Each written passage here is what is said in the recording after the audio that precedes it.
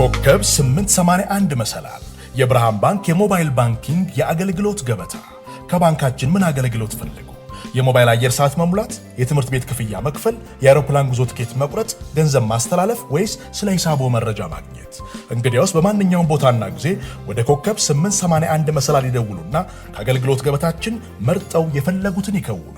ስለ ብርሃን የሞባይል ባንኪንግ አገልግሎት ተጨማሪ መረጃ ካስፈልገው በአቅራቢያው ወደሚገኝ የብርሃን ባንክ ቅርንጫፍ ጎራ ይበሉ። ኮከብ 881 መሰላል የብርሃን ባንክ የሞባይል ባንኪንግ አገልግሎት ፈጣን፣ አስተማማኝና ቀላል። ብርሃን ባንክ እንደ ስማችን ብርሃን ነው ስራችን።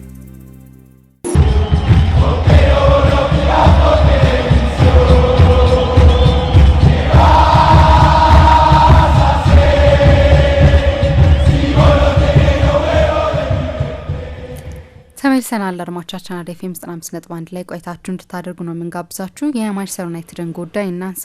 አሰልጣኝ ሩበን አሞሪም ወደ ዩናይትድ ከመጣ በኋላ በፕሪሚየር ሊጉ መሻሻሎች እየታዩ አይደሉም። ዩናይትድ የሊግ ጨዋታዎችን ለማሸነፍ ረጅም ጊዜ መጠበቅ እየኖረበት ነው። እንመልከተው ይህንን ጉዳይ። በእርግጥ አሁንም ቢሆን የሚሰጠው የተወሰነ ጊዜ ይኖራል አይደል? ምክንያቱም የራሱን ቡድን አልሰራም፣ የውድድር መሀል ላይ የመጡ የሚሉ ብዙ ምክንያቶች አሉ። በኤሮፓ ሊጉ ደግሞ የተለየ ቡድን ነው እየተመለከትን የምንገኘው። ይህንን ጉዳይ እናንሳው። ዩናይትድ ተሻሽሏል ወይስ ደግሞ ብሶበታል የሚለውን ጉዳይ እንመልከት። ልክ ነው። ትላንትና የቴሌግራም ገጻችን ላይ ለአድማጮች ለመጠየቅ ሞክረን ነበር። ማንቸስተር ዩናይትድ አሰልጣኝ ሩበን አሞሪምን ከሾመ አሁን 6 ወር ሆኖታል ምሳ እና በዚህ ጊዜ ውስጥ ከኖቬምበር እስከ ሜይ ባለው ጊዜ መቼስ በቂ ይመስለኛል አንድን አሰልጣኝ የሆነ ፍንጭ አሳይቷል ብሎ የሆነ አስተያየት ለመስጠት። ቢያንስ በእኔ እምነት ግማሽ ሲዝን ይሄኛው የውድድር ዘመን የራሱ የተለዩ ባህሪያት ያሉትን ቢሆን አሰልጣኙ በውድድር ዘመኑ መሀልም ቢሆን ኃላፊነቱን የተረከበው ግን የሆነ ብልጭታ ለማየት በቂ ጊዜ ይመስለኛል። 6 ወር በቂ ካልሆነ ስንት ጊዜ በቂ እንደሚሆን አላቅም። ፍንጭ ለማየት የሆነ ምልክት ለማየት እና የማንቸስተር ዩናይትድ ደጋፊዎች ምን ያስባሉ? የማንቸስተር ዩናይትድ ደጋፊዎች ብቻ ላይሆኑ ይችላሉ። ሁሉም የእግር ኳስ ተመልካቾች ፕሪሚየር ሊግ የሚመለከቱ ሰዎች እና የተለያዩ አይነት አስተያየቶች ነው የተመለከትኩት። በዚህኛው ላይ ወደ 3400 ሰው ተሳትፎበታል እና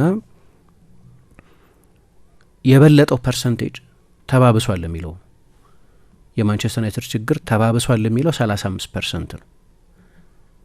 ተሻሽሏል በሙሉ በቃ መሻሻል አለ የሚለው 7% ነው። ግን እንደው በአንዳንዶቹ የጥያቄ ዝንባሌዎች እንደምረውና ለምሳሌ መሻሻል ወይም ጥቂት መሻሻል የሚለውን እንደ አንድ ካቴጎሪ ብንወስደው መሻሻል ወይም ጥቂት መሻሻል የሚለው ላይ 18% ነው ሲደመር። መሻሻል የለም ወይም ተባብሷል ብለው የሚያምኑት ተመልካቾች ደግሞ ነሰሰር የማንቸስተር ዩናይትድ ደጋፊዎች ብቻ ላይ ሆኑ ይችላሉ። ግን ተመልካቾች በአጠቃላይ 50% የሚሆኑት ምንም መሻሻል የለም ወይም ችግሩ ተባብሷል በሚለው ምድብ ውስጥ ሊቀመጡ ይችላሉ። ስለዚህ ከ50% በላይ የሚሆኑት ይህንን ጥያቄ ስንጠይቅ ቮት ያደረጉት ሰዎች አሰልጣኝ አሞሪም ኃላፊነቱን ከተረከበ በኋላ አሁን እኛ እዚህ ጋር ስፔሲፊክ አላረግ ነው ውድድርን የተመለከተ ስፔሲፊኬሽን የለም። በአሰልጣኙ ስር ዩሮፓ ሊግ፣ ፕሪሚየር ሊግ፣ ኤፍ ኤ ካፕ፣ ሊግ ካፕ የሚል በፕሪሚየር ሊግ ወይ በዩሮፓ ሊግ የሚል በዩሮፓ ሊግ ተሻሽሏል አይባልም። ምክንያቱም ዩሮፓ ሊግ ላይ አልተወዳደረም ባለፈው የውድድር ዘመን። ከምን ጋር ነው የምታነጻጽረው? አምና ቻምፒየንስ ሊግ ነበር ይወዳደር የነበረው። አሁን ግን ፕሪሚየር ሊግ ማነው ዩሮፓ ሊግ ስለሆነ የሚወዳደረው። አምና በዩሮፓ ሊግ ከነበረው ካምፔን በዚህ ዓመት ደግሞ ካለው ዩሮፓ ሊግ ካምፔን አምና ቻምፒየንስ ሊግ ነው የነበረው። አምና ከነ ባየር ሚኒክ ጋር ነበር የሚጫወተው። ሌላ ሲዝን ነው ያኛው። ውድድር ስፔሲፊክ አይደለም ይሄ ጥያቄ፣ ሁሉንም ውድድሮች የሚመለከት ነው። ስለዚህ ከ50% በላይ የሚሆኑ አስተያየት የሰጡ ሰዎች ወይ ተባብሷል ችግሩ ወይም ጭራሽ መሻሻል የለም በሚለው ካቴጎሪ ውስጥ ያሉ ናቸው። ግን ደግሞ ሌሎች አሉ አሁን አስተያየት ለመስጠት በጣም ገና ነው የሚል አስተያየት ያላቸው 32% የሚሆኑ ደግሞ ሰዎች አሉ። 1/3 ማለት ነው። 1/3 የሚሆኑት ለዚህ መጠየቅ ምላሽ የሰጡት የእኛ የቴሌግራም ተከታዮች አስተያየት ለመስጠት ለእኔ ገና ነው ብለው እንደሚያምኑ ደግሞ ያሳያል። ስለዚህ ይሄ ማለት ተጨማሪ ጊዜ፣ ተጨማሪ ዝውውር፣ ተጨማሪ ሲዝኖች ማየት አለብኝ። ቢያንስ አንድ ተጨማሪ ሲዝን ማለታቸው ይመስለኛል። ወይ በተጨማሪ ግማሽ ሲዝን ማለታቸውም ሊሆን ይችላል። ወይ ደግሞ ዝውውሩን ሊና ማለታቸውም ሊሆን ይችላል። ወይ ዩሮፓ ሊግ ፍጻሜውን ሊና ማለታቸው ሊሆን ይችላል፣ አላቅም። እሱ የተለያየ አስተያየት ሊሆን ይችላል። ለማንኛውም አሰልጣኙ ኃላፊነቱን ከተረከበ በኋላ የሚቀጥለው ሳምንት የውድድር ዘመኑን የምናይበትን መነጽር ሊወስን ይችላል፣ የምናይበትን አይን ሊወስን ይችላል። የዛሬ ሳምንት በቢልባኦ ሳን ማሜስ ከቶተንሃም ጋር ጨዋታውን ያደርጋል ማንቸስተር ዩናይትድ። ዩናይትድ ይህንን ጨዋታ የሚያሸንፍ ከሆነ ወደ ቻምፒየንስ ሊግ ይሳተፋል። ልክ ነው፣ ብዙ ናሬቲቭ ወደ ቻምፒየንስ ሊግ የሚያሳትፍ ጨዋታ ስለመሆኑ ነው።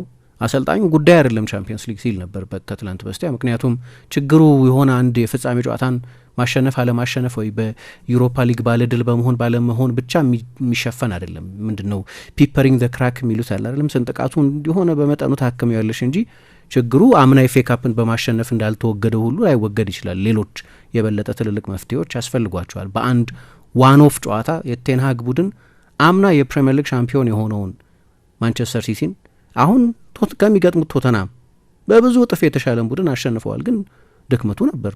አንድ ጨዋታ ወይ ሊቨርፑልን አሸንፈው በመንገዳቸው ሲቲን አሸንፈው በመንገዳቸው የኤፍ ኤ ካፕ ባለድል መሆናቸው የኖካውት ጨዋታ ባህሪ እንደዚህ ነው። ታሸንፊያለሽ፣ የሆነ 90 ደቂቃ ጉዳይ ነው። በውድድር ዘመኑ መጨረሻ ግን ከሲቲም ከሊቨርፑልም የተሻለ ቡድን አልነበርም ዩናይትድ። ይህን እናውቃለን። ባለፈው ዓመት አሰልጣኙ ተጨማሪ ጊዜ ቆዩ። አንድ ኤፍ ኤ ካፕ አሸነፈ። የካፕ ውድድሮች ላይም ሪካርዳቸው ጥሩ ነው። ከአራት በተሳተፉባቸው ከአውሮፓ ውድድሮች በስተቀር በሀገር ውስጥ በሁለት ሲዝን 4 ነው የምትወዳደሩ። ከ4 በ3ቱ ፍጻሜ ደርሰዋል። 2 ኤፍ ኤ ካፕ ፋይናል ደርሰዋል፣ 1 ሊግ ካፕ ፋይናል ደርሰዋል። የኖካውት ውድድሮች ናቸው እነዚህ እና አሰልጣኙም በኖካውት ውድድር መዳኘት የሚፈልግ አይመስለኝም። የሚቀጥለው አንድ ጨዋታ ሲዝኑ በሙሉ የታየውን ድክመት ድንገት አትንኖት ዩናይትድ ጥሩ ሲዝን አሳልፈ ልትያ 16ኛ ስፍራ ላይ ተቀምጠው ሰስቴን በሆነ ጊዜ ቡድኑ መሻሻል አለው ወይ የሚል ጥያቄ አሁን በቀደም ከዌስትሃም ሽንፈት በኋላ ምናልባት አሰልጣኙም ራሱ የመሰናበትን ጉዳይ ጥቂት ስለጠቀሰ እኔ የሚቀጥለው የውድድር ዘመን ላይ ቶሎ ነገሮች የማይሻሻሉ ከሆነ ሌሎች ሰዎች መምጣት አለባቸዋል። የሚቀጥለው የውድድር ዘመን እንደተጀመረ ቶሎ ማናሻሽሎ ከሆነ የሚቀጥለው የውድድር ዘመን ሌላ ሰው መምጣት አለበታል። If we space to different people, all of us. የሚቀጥለው አመት ላይ እንግዲህ ምንም መሻሻል በደንብ ከሰማ ነው ማለት ነው። ምንም መሻሻል የማይኖር ከሆነ ሌላ ሰው መምጣት አለበታል እና አሁን በደንብ በእንግሊዝ ፕሬስ ላይ ስለ እሱ ስንብት ዲስከሽን አለ። ስለ አሰልጣኙ ስንብት ዲስከሽን አለ። ኢቨን ዩሮፓ ሊግ ቢያሸንፍ እንኳን ማንቸስተር ዩናይትድ 6ቱን ወር በጠቅላላው እንጂ ሞመንቶችን አይደለም ማየት ያለበት የሚሉ ሰዎች አሉ። ለእኔ አይሰናበትም፣ እንደማይሰናበት ግልጽ ነው። በሚቀጥለውን ሳምንት ቢሸንፍም አይሰናበትም። አንዳንድ የምናያቸውም መረጃዎች አሉ።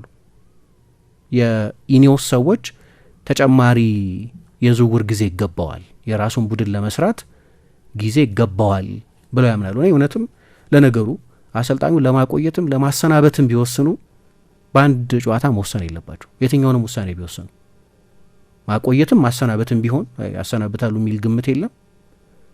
ፕሬሸር ግን ቢልድ እያደረገ ነው፣ ምንም ጥያቄ የለውም። ጊዜው መቁጠር ጀምሯል። የአሰልጣኙን ጊዜ በተመለከተ እሱም ጥያቄ የለውም። የሚቀጥለው የውድድር ዘመን ከዚህ ጋር የሚቀራረብ መጥፎ አጀማመር ቢያደርግ ቴንሃግ የሚቆዩት የጊዜ ወሰን ድረስ ብቻ ነው የሚቆዩ፣ እስከ ኖቬምበር ድረስ ነው የሚቆዩ። ጥያቄ የለው። ይሄ ሰስቴን አይደረግም ለረጅም ጊዜ ሊቀጥል አይችልም እንዲህ አይነት ነገር። ኢቨን በማንቸስተር ዩናይትድ እኔ ምን አይነት ስሜት አለ ይመስልሽ? ማንቸስተር ዩናይትድን በተመለከተ አሰልጣኙ ከጨዋታውን በኋላ አነሳው። ባለፉት ጥቂት ዓመታት ምን አስተውላለሁ፣ በአብዛኞቹ ትልልቅ ቡድኖች ምንም ያህል ርቀት መተሽ ከሆነ ውድድር ውጪ ብትሆኚ የዓለም ፍጻሜ ነው የሚመስለው። በቃ መጥፎ ስሜት ነው የሚፈጠረው በክለቦቹ ዙሪያ። ለምሳሌ ሪያል ማድሪድ እስከ እሁድ ድረስ የላሊጋው ሻምፒዮን ለመሆን እድል ነበረው። ቢያሸንፍ ኖሮ የነጥብ ልዩነቱ ወደ 1 ብቻ ይጠብ ነበር። ከዚያ በኋላ ያለው ስሜት የሆነ አይነት የዓለም መጨረሻ የሚመስል ስሜት ነው። እኔ በማንቸስተር ዩናይትድ ይህን ስሜት አለኝ። በቡድኑ ተጫዋቾች ብቻ ሳይሆን በደጋፊዎቹም በኩል አለኝ። እያንዳንዱ ሽንፈት የሚያሳፍር ነው የሚል ስሜት አለኝ። ለምሳሌ አሰልጣኙ ከጨዋታው በኋላ ምን አለ? እኔ አይደለሁም ምለው ምሳ ከጨዋታው በኋላ አሰልጣኙ ኖርማል ይመስላል በማንቸስተር ዩናይትድ ሽንፈት አሁን ኖርማል መምሰል ጀምሯል የሚል አስተያየት ሰጥቷል። And for me the biggest concern is that feeling that is okay and we cannot change our position so much, so it's okay. And that is the biggest problem in our club in this moment, because we are losing the feeling of we are a massive club and it is the end of the world to lose a game at home. I think that is the biggest concern in our club. የኔ ትልቁ ጭንቀት ትልቅ ቡድን መሆናችንን ረስተን በሜዳችን ጨዋታ መሸነፍ እንኳን ኖር ኦኬ ኢትስ ኦኬ የሚል ስሜት አለ።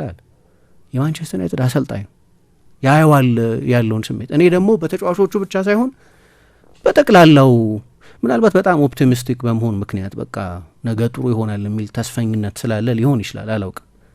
17 ጨዋታ ማንቸስተር ዩናይትድ ከተሸነፈ በኋላ 16ኛ ስፍራ ላይ ከተቀመጠ በኋላ ለሁለት ወር የፕሪሚየር ሊግ ጨዋታ ሳያሸንፍ ከቆየ በኋላ አሰልጣኙ 25 የፕሪሚየር ሊግ ጨዋታ አሰልጥኖ 6 ጨዋታ ካሸነፈ በኋላ 6 ጨዋታ ብቻ ካሸነፈ በኋላም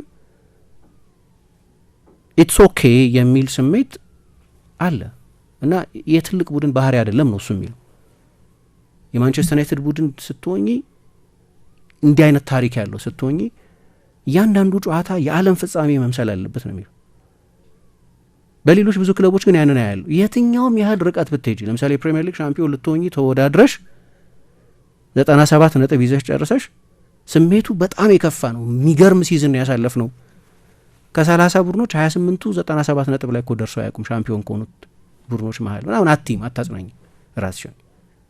እዛ ድረስ ሄደሽ ወይ ቻምፒየንስ ሊግ ፋይናል ደርሰሽ ወይ ቻምፒየንስ ሊግ ሴሚ ፋይናል ደርሰሽ ስትሸነፊ ስሜቱ ዲፕሬሲንግ መሆን አለበት። በትልቅ ክለቦች ውስጥ መኖር ያለበት ስሜት እሱ ነው።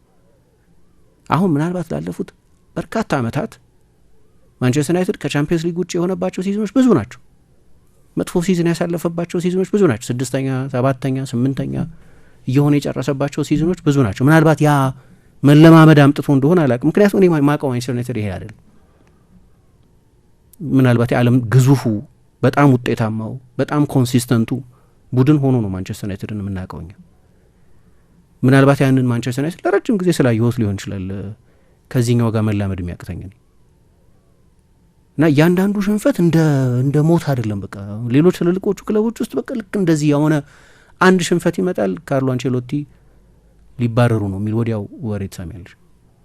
ሁሌ እንደዛ መሆን አለበት፣ አሰልጣኙ የማያቋረጥ ፕሬሸር ውስጥ መሆን አለበት ማለት አይደለም። ግን ትልልቅ ክለቦች ውስጥ ያለው ሜንታሊቲ እንደዛ ነው። እያንዳንዱ ሽንፈት ዲዛስተር ነው። አሁን ለነገሩ 17ኛ ሲሆን ለምን ዲዛስተር ይሆናል? 17 ሲሆን የሲዝኑን ሀፍ ስትሸነፊ 2 ጨዋታ እየቀረው 40 ነጥብ ሳይኖር ሲቀር ምናልባት ለዛ ይሆናል፣ አላቅም። አሰልጣኙ ራሱን በጣም ትልቁ ፈተና ይለኔ እሱ ነው የሚለው። ከተሸነፍን በኋላ በሜዳችን በዌስትሃም አይነት 8 ጨዋታ ያላሸነፈ በተከታታይ 18 ዓመት ወደ ኦልትራፎርድ ሄዶ ያላሸነፈ ቡድን መጥቶ ሲያሸንፍ ኢትስ ኦኬ የሚል ስሜት ልክ አይደለም። እንዲህ አይነት ስሜት አለ። የአሰልጣኙ አባባል ደግሞ የማንቸስተር የትልቅ ክለብ ሴንስ አጣን ማለት ነው። እያንዳንዱ ሽንፈት ህመም ማይፈጥር ከሆነ የትልቅ ክለብ ሴንስ እያጣን ነው ማለት ነው የሚለው እና ይህንን አስተውላለሁ። እኔም ግን አምናም እንዳልኩት አስታውሳለሁ። አምና ለቴንሃግ ብዙ ዲፌንድ የሚያደርግ ሰው ነበር። በጣም ብዙ ሰው ዲፌንድ በኋላ እስኪለይለት ድረስ ዲፌንድ የሚያደርግ ሰው። እኔ አሰልጣኙ ይባረር ምን ሰጀስት እያደረግኩ አይደለም፣ ግን አሁን ፊል እንደማደርገው አሰልጣኙ የሚቀጥለውን ሲዝን ልክ በዚህ በተቀራራቢ ሁኔታ የሚጀምር ከሆነ ራሱም ስላለው ወዲያው ነው ፕሬሸር ውስጥ የሚገባው፣ የስንብት ፕሬሸር ማለት ነው። ምክንያቱም የዚህ ዓመት ትራክ ሬከርድ አለ። ከዚህ ዓመት ትራክ ሬከርድ ጋር ነው፣ ክሊን ስሌት አይደለም። ከአዲስ አሰልጣኝ ሆኖ ከአዲስ ሲዝን አይደለም የሚጀምረው። ያለፈው የውድድር ዘመን ውርስ አለ። ግን ለምሳሌ ጄሚ ጃክሰን የሚባለው የዘጋርዲያን ጋዜጠኛ ምን ሚል ዘገባ ወጥቶ ነበር ትላንትና? ማንቸስተር ዩናይትድ በሚቀጥለው ሳምንት በቶተናም እንኳ ቢሸነፍ አሰልጣኙን የማሰናበት እቅድ የለውም።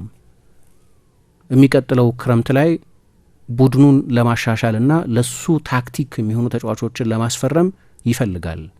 17 ጨዋታ ቢሸነፍም ከ50 ዓመት በኋላ መጥፎ 50 ዓመት ማለት የወረደበት የውድድር ዘመን ማለት ነው። ማንቸስተር ዩናይትድ 73-74 የውድድር ዘመን ላይ ከዚያ በኋላ የከፋውን ከኤፍ ኤ ካፕ በፉልሃም ተሸንፎ ነው የወጣው። ከሊግ ካፕ በቶተንሃም ተሸንፎ ነው የወጣው።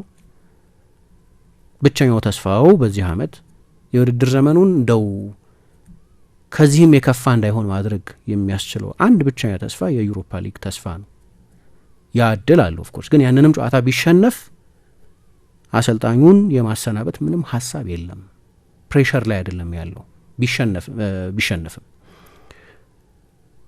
እና ማቴዎስ ኩኛና ሊያም ዴላፕ ሁለቱ የወልቭስና የኤፕስዊች አጥቂዎች ወደ ዩናይትድ የሚመጡበት እድል በጣም ሰፊ ነው።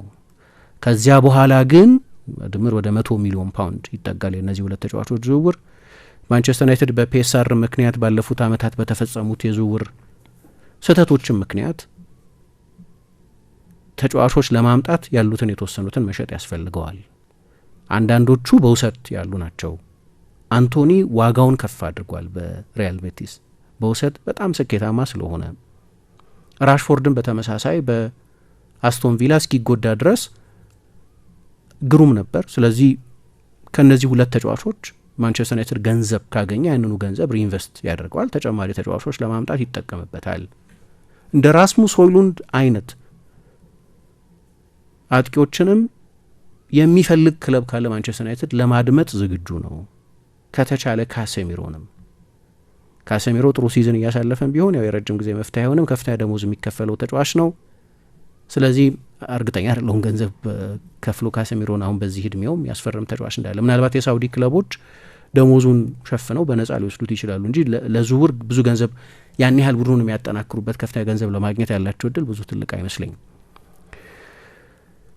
ማሰናበት ግን ለምሳሌ አሰልጣኙን ማሰናበት ለኢኒዮስም በጣም መጥፎ ነው። ምክንያቱም ያለፉትን ሁለት ትልልቅ ውሳኔዎቻቸውን ተሳስተዋል ስል ለምሳሌ የኤፍኤ ካፕ ፍጻሜ ከተደረገ በኋላ ከጨዋታው በፊት የነበሩት ግምቶች አይደሉም፣ ግምቶች ሳይሆን ማንቸስተር ዩናይትድ ሰዎችን ኢንተርቪው እያደረገ ነበር። አንዱ ጨዋታ ሊወስኑ አይገባም፣ 8ኛ ሆነን የጨረስነው ዳትስ ኢነፍ፣ 8ኛ መሆን ለማንቸስተር ዩናይትድ ተቀባይነት ያለው አይደለም፣ ስለዚህ ሌሎች አማራጮችን ማየት አለብን አሉና ሰዎች ኢንተርቪው ሲያደርጉ ቆዩ። የተረጋገጠ ነው ይሄ። ኬረን ማኬናን ይሁን ቶማስ ፍራንክን ይሁን ቶማስ ቱኸልን ይሁን ማርኮስ ሲልቫ ወይ ሮቤርቶ ዲዘርቢ ብዙ ሰዎች አነጋግረዋል። ያኔ የነበረው ኢምፕሬሽን ታስታውሽ እንደሆነ ከኤፍኤ ካፕ የፍጻሜ ጨዋታ በፊት ሲቲን እንኳ ያሸንፋሉ የሚል ግምትም አልነበረም። ለነገሩ ግን ሲቲን እንኳ ቢያሸንፉ አሰልጣኙ በኃላፊነታቸው አይቆዩም፣ ዩናይትድ አማራጮችን እያየ ነው፣ የተረጋገጠ ነው የአሰልጣኙ መሸኘት የሚል ግምት ነው የነበረው። ከዛ ውሳኔ ሲያሳልፉ በምን ውሳኔ ያሳልፉ? በአንድ 90 ደቂቃ ውሳኔ ያሳልፉ። በሲዝኑ በተደረጉት 50 ምናምን ጨዋታዎች ላይ ባዩት ነገር ሳይሆን በዛ የፍጻሜ ጨዋታ ላይ ባዩት የ90 ደቂቃ ፐርፎርማንስ፣ በተለይ ኤክሰፕሽናል በሆነ የአንድ 45 ደቂቃ ፐርፎርማንስ የአሰልጣኙ ቆይታ በተመለከተ ውሳኔ ያሳለፉ። ውሳኔ ደግሞ ሲያሳልፉ በጣም ዩፎሪክ ሆነ፣ የደጋፊን ፕሬሸር ፈሩ። አሁን ያኔ ታስታውሽ እንደሆነ በማንቸስተር ዩናይትድ ብሎገሮች እንደዚህ ልከኛ እንደምናደርገው አንዳንዴ ፖል ይሰበሰብ ነበር። 67% የሚሆነው የማንቸስተር ዩናይትድ ደጋፊ አትንኩብኝ ነው የሚለው ቴንሃግን። ያኔ የደጋፊ አስተያየት ብዙ ጊዜ ኢሞሽን ድሪቭን ነው፣ የልብ አስተያየት ነው። የሂት የሆነች ቅጽበት ያለችባት የሆነ አንድ ድል ጌጅ የሚያደርገው። የክለብ ሹማምንት ደግሞ ራሽናል መሆን አለባቸው አይደለም፣ ጠቅላላውን ማየት አለባቸው። ደጋፊው 100% የሚበል 100% አሰልጣኙ መነካት የለባቸውም የሚበል አንድ ውሳኔ ሊያሳልፍ እዛ ቦታ ላይ ያለ ሰው ሁሌ ፖፑላር ውሳኔ አይደለም የሚወሰነው፣ አስፈላጊ ውሳኔ ነው የሚወሰነው። አሁን የተወሰነው ውሳኔ ኤፍኤ ካፑን አሸነፉ። ያኔ አሰልጣኙ ማሰናበትን አስቸጋሪ ያደረገባቸው። ከዛ የደጋፊውን ባክላሽ መፍራት ጀመሩ እንጂ ኢቭን ጨዋታው እንዳለቀ እንኳን ማንቸስተር ዩናይትድ ሪያሹሪንግ እንትን አልሰጠም። እንዲሁም ያን የመጀመሪያ አካባቢ የነበረው ስሜት እንደ ቫንሃል ሊሆኑ ይችላሉ። ቫንሃል ኤፍኤ ካፕ ባሸነፉበት ምሽት ነው ከማንቸስተር ዩናይትድ መሰናበታቸው የተነገራቸው። እንዲሁም አንዱ ቅያሜያቸው እንደው ምን አለ ሰለብሬት ባደርገው ምሽቱን ይደርስ የለም ወይ ጠዋት ግን ፓርቲው ላይ ገብቶ ነበር ይላሉ የቫንሃል ባለቤት። ወደ ቫንሃል መጠጋት የማይፈልጉ የማንቸስተር ዩናይትድ ሰዎች ነበሩ፣ ምንም አይነት ፕሮክሲሚቲ ማሳየት የማይፈልጉ። አላወቀም እሱ ግን በቃ ኤፍኤ ካፕ አሸንፍ ያለው ሌላ እድል ይሰጠኛል የሚል ግምት ነበረው። እኔ ግን አይናቸው ላይ አውቀዋለሁ ይላሉ እናትየዋ፣ ማነው ባለቤታቸው። ከዚያ በኋላ ያው አሰናበታቸው እና የግምቱ ያኔ ቴንሃግ ልክ እንደ ቫንሃል ኤፍኤ ካፕን ቢያሸንፉም በቂ አይደለምና የዩናይትድ ያኔ ግምገማ ኤፍኤ ካፕን ኦኬ ፓላስን አሸንፈዋል፣ ጥሩ ነው፣ ግን የሆነ የኖካውት ጨዋታ ላይ ያመጡት ውጤት አይደለም በቂ መለኪያው። የ50 ጨዋታ የ55 ጨዋታ የ60 ጨዋታ ሳምፕል ሳይዝ ነው የምትወስደው። ሲዝኑን ነው የምትገመገሚው ማለት ነው። ከዛ እኔ የምለው ያልኔ የነበረው የደጋፊው ፕሬሸር እና በዛች ዕለት የነበራቸው ፖፑላሪቲ አሰልጣኙ ወስሩ ደሩፍ እና እንዴት አድርጎ በማሰናበት እኔ ደግሞ በቃ ውሳኔ ለማሳለፍ ነው እነዛ ሰዎች እዛ ጋር ያሉት። በኋላ ኢቭን ከኤፍኤ ካፕ ፍጻሜ በኋላ እኮ ነው ከቱኸል ጋር ሞንቴ ካርሎ ላይ ተገናኝተዋል ይባል የነበረው አሰልጣኝ ማን ነው ሰር ጂም ራትክሊፍ 2 ሳምንት 3 ሳምንት ሁሉ የቴንሃግ በኃላፊነት መቆየት ኮንፈርምድ አልነበረም። በቃ ዝም ብሎ አየር ላይ ተንጠልጥሎ ነው የነበረው። ኮንትራት አላቸው፣ ስለዚህ ድንገት አይለቁም። ዩናይትድም ወጥቶ አሰልጣኙን አላሰናብትም የሚል ኮንፈርሜሽን የመስጠት ግዴታ የለበትም። ስለዚህ አየር ላይ ተንሳፈፈ ነገሩ። 2 ሳምንት አላወቅንም። ሰውየው ወደ ማርቤያ ሄዱ፣ ወደ ስፔን። ሰር ጂም ራትክሊፍ እንደ ቱኸል አይነቶቹን ሰዎች ያነጋግሩ ነበር። ከዛ መጨረሻ ላይ ለማቆየት ወሰኑ። ይሄ ውሳኔ የተሳሳተ ነበር። ኢኒዮስ ያሳለፈው ውሳኔ መጨረሻ ላይ ደግሞ እንዳየነው የተሳሳተ ነበር። በወቅቱም ለነገሩ የደጋፊነትን ኮፍያ ብታወልቂ እና ራሽናል ለመሆን ብትሞክሪ ስህተት ነበር ውሳኔ። ምክንያቱም አንደኛ ግዴታ ሳይኖርበት ማንቸስተር ዩናይትድ የአሰልጣኙን የ1 ዓመት ተጨማሪ ኮንትራት ትሪገር አደረገ በድሮ ተርም ማለት ዝውውርን በተመለከተ የመወሰን ስልጣን የሚሰጥ ነው። ቬቶ አላቸው የዝውውርን ጉዳይ በተመለከተ። ስለዚህ እንደገና ሪኔጎሽት ሳታደርጊው ያንኑ ኮንትራት የምትስማሚበት ከሆነ ወደ ዩናይትድ የሚመጣው ተጫዋች በሙሉ የቴንሃግ የመጨረሻ ይሁንታ ያስፈልገዋል ማለት ነው። ክለቡ አይደለም ዝውውሮች ዲክቴት የሚያደርገው ማለት ነው። እኛ ይህን ተጫዋች አግኝተናል ምናምን እንኳ ብሎ ቢል ክለቡ አሰልጣኙ የግድ ቬቶ መስጠት አለ ይሁን ማለት አለባቸው። ያቺኑ የመጀመሪያ የተፈረመችዋን የ2+1 መጀመሪያ የ2 ዓመት ውል ከዛ የ1 ዓመት ኦፕሽናል ኮንትራት ትሪገር ስታደርጊ ከነዛ የኮንትራክት ተርሞች ጋር ነው የምትስማሚው ማለት ነው። ስለዚህ ክረምት ላይ የተፈጸሙት ዝውውሮች በሙሉ የቴንሃግ ዝውውሮች ናቸው፣ ያለፈው ክረምት ዝውውሮች። ስለዚህ ማንቸስተር ዩናይትድ በትንሹ ከ180 ሚሊዮን ፓውንድ ያላነሰ ሌላ ገንዘብ ኢንቨስት አደረገ። አሁን እነዚህ ተጫዋቾች ጥሩ ናቸው አይደሉም እሱ ሌላ አስተያየት ሆኖ፣ ነገር ግን ለምሳሌ አሞሪም የዩናይትድ አሰልጣኝ ሆኖ ቢሾም ኖሮ ምናልባት እነዛን ተጫዋቾች ላይ ፈልጋቸው ይችላል። ሌላ አሰልጣኝ፣ ሌላ አይነት አስተያየት፣ ሌላ አይነት ሲስተም ስለሆነ ያለው ኢኒዮስ እዚህ ላይ ስህተት ሰርቷል። አሁን እዚህ ላይ እንደገና ሩበን አሞሪምን የሚያሰናበት ከሆነ ቅጥሩም ሽኝቱም ነው ጥያቄ ውስጥ የሚገባው። ቅጥሩ ኖቬምበር ላይ አሰልጣኙን ሲቀጥሩት እኔ አልፈልግም፣ አሁን ማንቸስተር ዩናይትድን ማሰልጣን ይፈልጋል። ኦፍኮርስ የስፖርቲንግ ሊዝበን አሰልጣኝ ነው። ስለዚህ እንደ ዩናይትድ አይነት ትልቅ ክለብ ሲመጣ እምቢ ሊል አይችልም። ግን አሁን ጊዜው አይደለም። ታሪካዊ ሲዝን እያሳለፈ ነው በስፖርቲንግ ሊዝበን። በ2 ተከታታይ ዓመት የፖርቱጋል ሊግ ሻምፒዮን ሊሆን በ4 ዓመት ለ3ኛ ጊዜ ከ11 ጨዋታ 11ዱን አሸንፏል። በቻምፒየንስ ሊግ ከ4 ጨዋታ 10 ነጥብ ነበረው። 1 ጨዋታ ላይ ብቻ ነበራቸው የተለያዩ። በሀገር ውስጥ ውድድሮች ላይ ሁሉ የተቃና ነበር። ቡድኑ አስደናቂ ነው። ምናልባት ካለፉትም ዓመታት ኢቮልቭ ያደረገ ነበር ስፖርቲንግ። ግን ኦማር ቤራዳ ናቸው የዚህን ድርድር በተመለከተ ዋናው አክተር የነበሩት እና ናው ኦር ኔቨር አሉኝ ነው ያለው ራሱ። የስፖርቲንግ ሊዝበን የመጨረሻ ፕሬስ ኮንፈረንሱን ብታይ አልፈለግኩም ነበር አሁን መሄድ፣ ግን ይሄ እድል ተመልሶ ባይመጣስ ባላገኘውስ አሁን እምቢ ብዬ ዩናይትድን የማሰልጠን እድል በየአመቱ የሚገኝ አይደለም። እንዳያልፈው ስለፈለገ የዩናይትድን አሰልጣኝነት ተረከበ። ዩናይትድ ግን ምን ያውቅ ነበር? ራሱም ከመጀመሪያውም ጀምሮ ተናግሯል። በዚህ ሲስተም ነው የምጫወተው፣ በሌላ ሲስተም አልጫወትም። አዳፕት ማድረግ እንደዚህ አይደል፣ የእኔ ሲስተም ይሄ ነው እወቁት ብሏል። እኔ አሰልጣኙ ብዙ መተቸት የሚከብደኝ በዚህ ምክንያት ነው። ይሄ ነው የእኔ ብሉፕሪንት። ይሄ ሲስተም እስኪሰራ ድረስ ሊወስድ የሚችለውን ጊዜ ከግምት አስገብታችሁ ያሻኝን ጊዜ ትሰጡኛላችሁ ወይም ዘለግ ያለ ጊዜ ትሰጡኛላችሁ የሚለውን ጉዳይ በተመለከተ ማንንም ሰው አላታለንም። በዚህ ሲስተም ነው የምጫወተው። የመጀመሪያ ኢንተርቪውን ብታይ ይሄ ነው የኔ መንገድ ብሎ ተናግሯል እና ከመጣበት ጊዜ ጀምሮ ላለፉት 6 ወራት በዚሁ መንገድ ነው የተጫወተው። ጊዜ መስጠት ግዴታ ያለባቸው ሰዎች ይሆናሉ። ለዚህ ነው የሆነ ጊዜም ዩናይትድ በዚህ ዓመት ጥሩም ቢሆን መጥፎም ቢሆን በዚህ ውሳኔ ከተተቸም ከተወደሰ የሚወደሰው አሰልጣኙ አይተችም ማለት አይደለም። ግን ለእኔ የኢኒዮስ ችግር ነው ይሄ። ባለፈው ክረምት ቴንሃግን የማቆየት ውሳኔ ማለት ነው። ከዛ ቴንሃግን አዲስ ውል አይደለም ግን የድሮን ውል ፎርስ አትደረጊ ትሪገር አደረገ ዩናይትድ። በዛ ምክንያት ለአሰልጣኙ የሚከፍለው የካሳ ክፍያ ከፋል። በመሀል የዳና ሾርዝ መልቀቅም መታሰብ አለበት። ምክንያቱም ዳና ሾርዝ በ5 ወር ውስጥ ነው ከማንቸስተር ዩናይትድ የለቀቁት። ከኒውካስል ጋር ስንት ሰጣ ገባ ተገብቶ የእንግሊዝ ምርጡ የስፖርት ዳይሬክተር ናቸው ተብሎ በትራክ ሪከርዳቸው ሁሉ እየተነገረ ከርሞ አሰልጣኙ በብራይተን ይሁን በኒውካስል ወይ በእንግሊዝ ብሔራዊ ቡድን ምናምን የሰሯቸው ስራዎች ሁሉ ተወድሰውላቸው ከኒውካስል ጋር ፍርድ ቤት ሊያዳርስ ሁሉ የሚችል ሰጣ ገባ ተፈጥሮ በ5 ወር ውስጥ ሰውየው ተሰናበቱ። ለእሳቸውም ከኒውካስል ለማምጣት ከዩናይትድም ኮንትራታቸውን ለማቋረጥ ካሳ መክፈል ነበረበት። እነዚህ ትልልቆቹ ስፖርታዊ ኢኒዮስ ውሳኔዎች ናቸው። አሁን አሞሪምን ለምሳሌ ቢያሰናበት ከአሞሪም የበለጠ በመጥፎ ሁኔታ ሪፍሌክት የሚያደርገው ኢኒዮስ ላይ ነው። ኢኒዮስ ነው ይህንን ሹም የቅጥር የወሰነው። ግን አሰልጣኙ በዚህ ስፔሲፊክ ሲስተም ላይ ለመስራት በማይችልበት ጊዜ አሁን ወይም መቼም የሚል አማራጭ ስለሆነ የተሰጠው አሰልጣኙ ዩናይትድን የማሰልጠን ትልቅ ፍላጎት ነበር፣ ኃላፊነቱም ተረክቧል።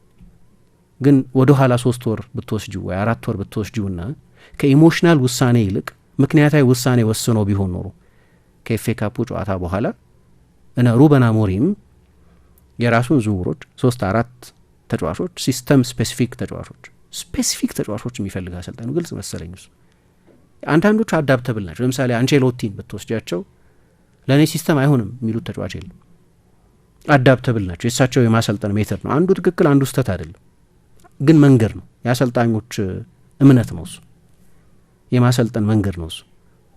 አንዱ ትክክል አንዱ ስህተት። የጓርዲዮላ መንገድም ይሰራል፣ የአንቼሎቲ መንገድም ይሰራል። ጓርዲዮላ ኃይለኛ ሲስተም አሰልጣኝ ነው፣ አንቼሎቲ አዳፕተብል አሰልጣኝ ናቸው። ሁለቱም በጣም ስኬታሞች ናቸው። አንዱ ከአንዱ ይሻላል እያልኩ አይደለም፣ ግን የእሱ መንገድ ደግሞ በተለይ ሲስተም ስፔሲፊክ ተጫዋቾች ይፈልጋል። 3-4-3 ነው የሚጫወተው። ስለዚህ ምንም ጥያቄ የለውም የዊንግ ባክ ሲስተም ነው የሚጠቀሙ። ክረምት ላይ መጥቶ ቢሆን ለምሳሌ ልክ ቴንሃግ ጥሩ ምርጥ ቅዳሜ ሰጡን ከዋንጫም ገለቀቁ ቢባል እና ዩናይትድ ኢሞቲቭ ያልሆነ ውሳኔ ወስኖ ቢሆን ኖሮ፣ ራሽናል ውሳኔ ወስኖ ቢሆን ኖሮ ለምሳሌ አሞሪምን ሾመው ልበል ሰኔ ላይ ያንን 180 ሚሊዮን ፓውንድ ለሱ ስፔሲፊክ ተጫዋቾች ቢያመጣና የአንድ ፕሪሲዝን ጊዜ የ4 ወይ 6 ሳምንት የፕሪሲዝን ጊዜ ቢኖረው ኖሮ ያንን ሲስተም ለማብላላት ከተጫዋቾቹ ጋር በሲስተም ጉዳይ ላይ አንድ ዌቭ ሌንግዝ ላይ ለመገኘት ምናምን እድል ይኖረው ነበር። እሱ በኖቬምበር ኢንተርናሽናል ብሬክ ላይ ኃላፊነቱን ተሾመ። ያኔ አብዛኞቹ የዩናይትድ ተጫዋቾች ለብሔራዊ ቡድን ጨዋታ ሄደው ነበር። ቀጥሎ ከኤፕስዊች ጋር ሲጫወት የ2 ቀን ወይ የ3 ቀን ልምምድ በስርዓት የሰራ አይመስለኝም። ያንን ጨዋታ ካደረገ በኋላ እንደገና ከ3 ቀን በኋላ ከቦዶ ግሊምት ጋር ይጫወታል። እንደገና እሁድ ሌላ ጨዋታ አለ። ከዛ እንደገና በሳምንቱ አጋማሽ ሌላ ጨዋታ አለ። የመጀመሪያዎቹን 2 ወራት በእያንዳንዱ ሚድዊክ ጨዋታ ነበሩ። አሰልጣኙ በልምምድ ሜዳ ከተጫዋቾቹ ጋር ታክቲካል ኮንሰፕቶች ላይ በቲዮሪና በአፕሊኬሽን መስራት የሚችልበት ጊዜ አልነበረው። በዚህ ሁኔታ ውስጥ ነው ኃላፊነቱን የተረከበው። ግን ወደ ኋላ እስቲ ወሰድ አድርገሽ 3-4 ወር አስቀድመው ያንን ኢሞሽን የተጫነውን ውሳኔ ባይወስኑ ኖሮ አሰልጣኙ እድል ይኖረው ነበር፣ ተጨማሪ ጊዜ ይኖረው ነበር። ደግሞ እንደምታውቂው በእንግሊዝ ዊንተር ብሬክ የለም። ስለዚህ አሰልጣኙ የውድድር ዘመኑ መሀልም ላይ ትንሽ ትንፋሽ ሰብሰብ አድርጎ ትንፋሽ ወሰድ አድርጎ በሆነ ቦታ እንደገና ሪግሩፕ ለማድረግም እድል የሚሰጥ ልክ እንደ ጀርመን አይነት ዊንተር ብሬክ የ2-3 ሳምንት ዊንተር ብሬክ የለም። ስለዚህ በዛው ነው በቃ ጨዋታ ሳይቋረጥ ነው የምትቀጥዩ እና የኢኒዮስ ችግር ነው ይሄ እስካሁን ድረስ እንዲህ አይነት ችግር የፈጠረው። ባለፈው አመት የተሰራ ስህተት፣ ያለፈው አመት ላይ ቴንሃግን በተመለከተ የተወሰነ ውሳኔ ስህተት ነው። ደጋፊው እንደዛ ማሰቡን ትክክል አይደለም አልልም። ደጋፊ የልብ ድጋፍ ነው የሚሰጠው፣ ኢሞሽን ነው ኢንቨስት የሚያደርገው በአብዛኛው እና በዛ ጊዜ ሲቲን ያሸነፉት እና ደግሞ ፕሮሚስ አለ። ኮቢ ሜኑ በሳቸው ስር ነው ዴቨሎፕ ያደረገው። ጋርናቾ በጣም ጥሩ ሲዝን ነበር ያለፈው ሲዝን። አሁን ደህና ሲዝን ስላልሆነ እንረሳዋለን እንጂ በጣም ጥሩ ሲዝን ነበር ያለፈው ሲዝን። የዩናይትድ ሜቢ ዋን በጣም ወሳኙ አታኪንግ ተጫዋች የነበረው እሱ ነው። ጥሩ ሲዝን ነበር። ሆይሉንድ የውድድር ዘመን የመጀመሪያዎቹ 4-5 ወራት ላይ ጥሩ ባይጫወትም ግን የውድድር ዘመኑ እያለቀ ሲሄድ ጥሩ መጫወት ጀመረ። 15 ጎል አስቆጠረ። የሆነ ፕሮሚስ እየታየ ነው። ኢቨን ኤፍ ኤ ካፕ ፋይናል ላይ እነዚህ ልጆች ሜኑን አቅፈው ሁሉ ሲምቦሊክ የሆነ ፎቶግራፍ ሁሉ አየን። ደጋፊው ያንን ናሬቲቭ ይከተላል። ደጋፊውን ጃጅ አታረጊም። በዛ ቀላል አይደለም እንዲህ አይነት ነገር። ሲቲን ማሸነፍ በፍጹም የዩናይትድ አብዛኛው ደጋፊ አእምሮ ውስጥ ወይም ኤክስፔክቴሽን ውስጥ አልነበረም። አይታወቅም 90 ከማንም ጋር ብትጫወቺ ልታሸንፊ ትችላለሽ ምናምን። ግን ያኔ የነበረው ግምት ከኤፍኤ ካፕ ፋይናል በፊት ዩናይትድ በሰፊ ውጤት እንዳይሸነፍ መፍራት ነው የነበረው። ሲዝኑን በሙሉ ያየነው ዩናይትድ ጥሩ ስላልነበር ግን አንድ ጨዋታ የደጋፊን አስተያየት ቢቀይር እረዳለሁ። ደጋፊና ውሳኔ የሚወስኑ አለቆች ግን አንድ አይነት አይደሉም።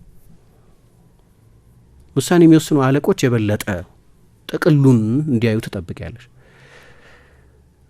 እና አሁን እንግዲህ በዩናይትድ ውስጥ ሲዝኑ መጥፎ ነው፣ ምንም ጥያቄ የለውም።